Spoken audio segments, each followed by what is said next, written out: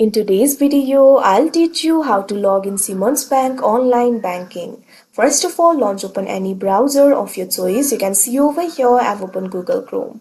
Now click on the search bar and type in simmonsbank.com. Press enter. After you do that, you'll be led to the official website of Simmons Bank. Initially, you'll be led to this kind of interface. So if you want to log into online banking, what you have to do is click on the login option that you can see right over here on your screen. Now after you do that, you can see over here, you'll be able to select the account that you want to log into. Right now, online banking is selected over here. If you do not have online banking selected over here, what you have to do is simply click on this field.